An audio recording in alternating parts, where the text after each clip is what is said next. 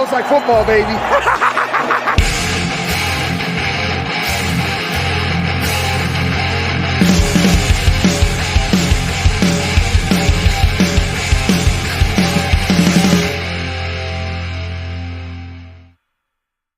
This is Waiver Wire Sniping ahead of the Week 5 kickoff. So we're sniping Week 6 here. And it's good to be back. Sorry I missed you guys last week. Lots of last-minute things going on. So unfortunately wasn't able to get a show done in time. But recording this on Saturday afternoon. Of course, heading into Week 5, we have 4 teams on bye. We have an early game. So it's tough to have those extra roster spots. But if you're lucky enough to have them, these are the players that you should be picking up ahead of the Week 5 kickoff. You're picking up for absolutely free, just dropping the last player on your bench in order to grab these guys before the rest of your league is looking for them next week on the waiver wire. So waiver wire sniping Week 6. Here we go. For next week, there are only 2 teams on bye. So that is the Pittsburgh Steelers and the Green Bay Packers. So not a lot of quarterback situation there where we're missing out on. Honestly, not a lot of skill position there that we're missing out on outside of maybe, the Green Bay guys. So taking a look at the quarterbacks as far as streaming goes, again, only missing Jordan Love and Kenny Pickett. So hopefully you already have your quarterback set for next week. Obviously, some guys on bye this week. So, but as far as Week 6, Josh Dobbs at the Rams, 20% owned. He's been really solid after a miserable Week 1. He's been pretty good the last 3 weeks. 2 out of the last 3 have definitely been startable. So Josh Dobbs, somebody that you can take a look at, 20% owned. Again, as always, all these percentages are Yahoo ownership percentages. And they're as of recording this, so these could fluctuate just a bit. If you're in a deeper league and Dobbs is already taken, Baker Mayfield coming back off the bye, he's going to be at home against the Detroit Lions. He's 19% owned. And if you're really starving for a quarterback next week, Bryce Young at Miami, 11% owned. Now, I will mention here, honestly, if I have a roster spot and I'm not looking for a bye week replacement and I have a streaming quarterback already that I'm not looking to pivot from, if I'm in a Superflex league, make sure you go stash Taylor Heineke right now. Desmond Ridder has been an absolute disastrous mess for this Atlanta Falcons team. And Heineke will, we know what he is, but he'll give the Falcons something that they haven't had, which is somebody that's not afraid to throw the ball downfield. So Taylor Heineke is a stash candidate at quarterback for me. At running back, I'm not super excited about the running backs here, to be honest. I think there's a lot more wide receivers that I would want to plug on to the end of my bench, but a few names of note. At running back, again, under 50% owned. Top of the board is Kareem Hunt. He's been dropped in some leagues because the Browns are on bye this week. 46% owned. I like Jerome Ford still. I still think he's going to be the lead guy, but Kareem Hunt working back. We haven't really truly seen how much they'll use him, in my opinion. He's only been on the roster for 2 weeks. So for me, Kareem Hunt is somebody that there's no reason to have given up on him already. So at 46% owned, he's still a guy that I'm looking to roster. Number 2 on this list is Keaton Mitchell, running back for the Baltimore Ravens. He's 27% owned. We've been talking about him as an IR stash for the last few weeks. He was designated to return. Not sure he's going to play this week or will be active, but he was practicing this week. Forget the rookie running back for the Ravens. He beat out Melvin Gordon for that for that roster spot, technically. But when Mitchell was injured, they just placed him on IR. Gordon's been elevated off the practice squad the last few weeks. Now with J.K. Dobbins down, I could see Mitchell working his way over Gus Edwards and Justice Hill. So Mitchell's somebody that I'm definitely looking to just take a flyer on at 27% owned and stashing at the running back position. Samaje Perine, 45% owned. Sounds like Javonte Williams should be a go in Week 5 for the Denver Broncos. I know we all got excited that he was going to be injured, so we just clamor for everybody else. Perine's still a guy that I think we'll see at around 50% workload in that Broncos backfield, no matter who the other running back is paired with him. So I still think he's somebody that should be over 50% owned, but I'm not uber excited about him. Other than Hunt and Mitchell, I'm probably taking all of the wide receivers over this running back list. But 4th on the list is Kenneth Gainwell. He's dipped to just below 50% owned. I think that Philly situation is still going to be enough of a split. Well, Gainwell could be a bye week guy for you. And of course, if Swift ever did miss any time, I think Gainwell is the guy there in Philadelphia. Handcuff rankings for the week. I know he's out this week, but I'm still trying to stash Elijah Mitchell. He's 35% owned, which seems about right. But if you're in a deeper league and he's there, I would take him over the likes of Tajay Spears, who's next to my list at 25% owned, Zamir White at 3% owned, and Dowdle for the Cowboys at 6% owned. So those are my handcuff rankings heading this week. IR stash. I've been talking about Jeff Wilson the last few weeks, but I think at this point, He's not necessarily worth stashing, but Jamal Williams is.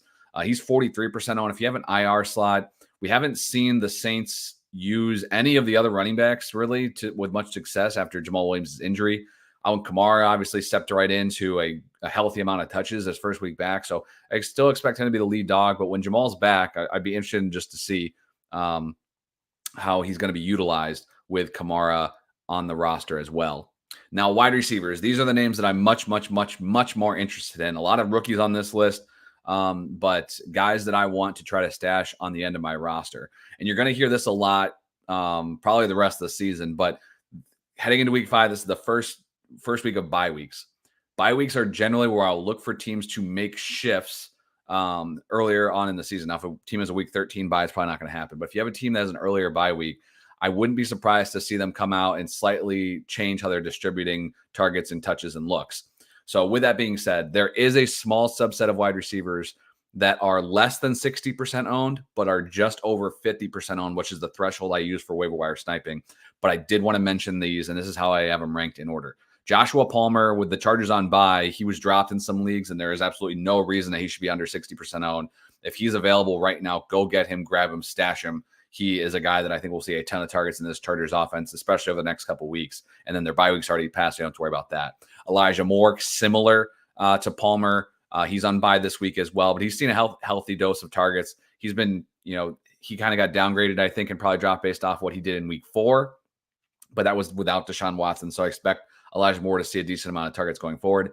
Jameson Williams, suspension was cut short. We all know the story on that already. And he's under 60% owned. So I'm definitely looking to stash him. And JSN, Smith and Jigba, he was also dropped in a bunch of leagues, and he's in that 50 to 60% ownership range. With the Seahawks coming out of the bye, again, you could look for them to distribute some targets a little bit differently. So copy-paste a little bit of that analysis here the rest of the way, because number 1 at the top of my list is QJ, Quentin Johnston, LA Chargers wide receiver. The rookie has not seen a ton of looks. He's been the clear wide receiver 4 until Mike Williams got injured. Then even last week, he was the clear 3. But again, the Chargers coming out of the bye, I could see them look to work the rookie in a little bit more. He's only 35% owned. Number 2 on this list is Josh Reynolds. I know Jameson Williams is back, but Amon-Ra's banged up. So is Reynolds, but Reynolds should be a go for week 5. I think he's a fine start, honestly, for week 5. So if you have somebody that you're a little bit on edge with, that you don't really like a whole ton, I think Josh Reynolds is a great swap at 38% owned. He's been productive this season. And even with Jameson there, I think Reynolds should be able to put up okay numbers. Number 3 is Michael Wilson, the rookie, 43% owned. Arizona Cardinals has had a great last 2 weeks. Of course, the double touchdown last week got his ownership percentage pretty hyped. I do think that he's somebody that you can trust in a bye week in a deeper league. I'm not necessarily saying that he should be much more owned, but as far as ranked on this list, number 3 is where he slots in. Another rookie, Marvin Mims, 37% owned. You're just stashing potential here. I don't think he's going to work his way over Sutton or Judy in that offense, but despite that Denver Broncos team not being so good, the offense has been improved. And if they start giving Mims the looks that I think he deserves, then that's definitely somebody later in the year you're going to want on your team. Rashee Rice, kind of similar. Kansas City Chiefs over the last couple of years ever since they got rid of Tyreek Hill, have been a team that just rotate all their wide receivers and distribute targets.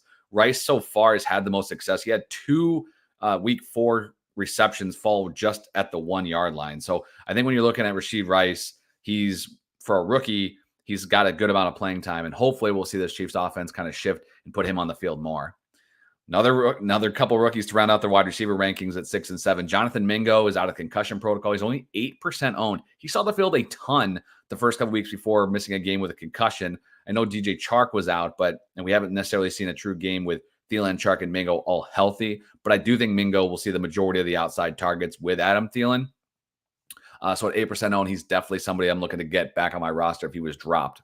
And then number 7, this is for super deep because he's only 1% owned in Yahoo leagues. You can even double check your more shallow dynasty leagues as well to make sure that Trey Palmer, wide receiver for the Tampa Bay Bucks, is owned. He hasn't had a lot of targets or yards, so let's just be honest there. But he does have 2 touchdowns on the season.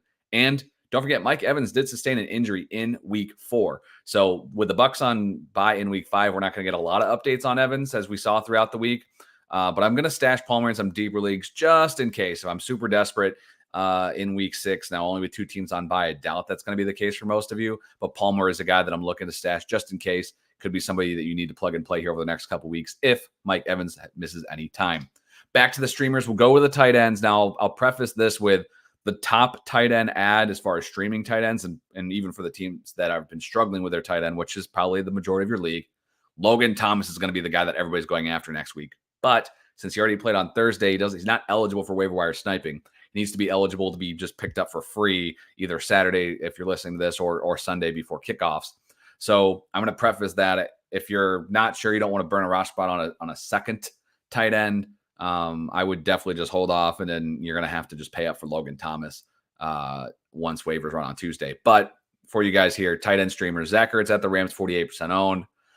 Saw a good amount of targets again last week, but it's going to go up and down, I think, in just a bit. Jonnu Smith, next week he gets Washington, 14% owned. They just gave a touchdown to Cole Kmet, obviously. But really the story here with Smith is that he's seeing the short area targets that Desmond Ridder is handing out. Kyle Pitts is not. Smith has outproduced Kyle Pitts on the season. So Jonnu Smith should probably be a little bit more owned. And Tyler Conklin for the Jets, he's been fine the last few weeks, just getting enough targets to be relevant at the tight end position.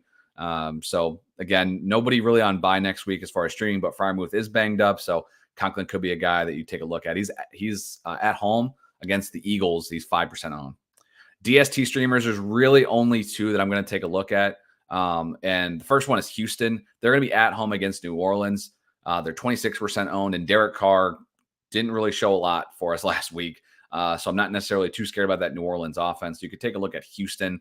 And then Atlanta, their offense for fantasy has not been very good. For real life purposes, they've been fine. But they're going to be at home against Washington in that sieve of an offensive line that's giving up a ton of sacks. I believe Sam Howell's on pace for like 100, for getting sacked like 100 times. So I think Atlanta should be able to at least get to the quarterback a few times in week 6. If you're looking to stash a DST, if you don't like the one you have, maybe you've been riding with one that's on bye, again, Atlanta, 8% owned is who you can take a look at. So there you go, waiver wire sniping ahead of the week 5 kickoff. Do not forget, of course, the London game tomorrow morning, Bills and Jags. So make sure those lineups are set. And I'll be back next week for waiver wire sniping ahead of week 7. So good luck in week 5. Grab these guys now. Your league mates won't know what hit them. Catch you later.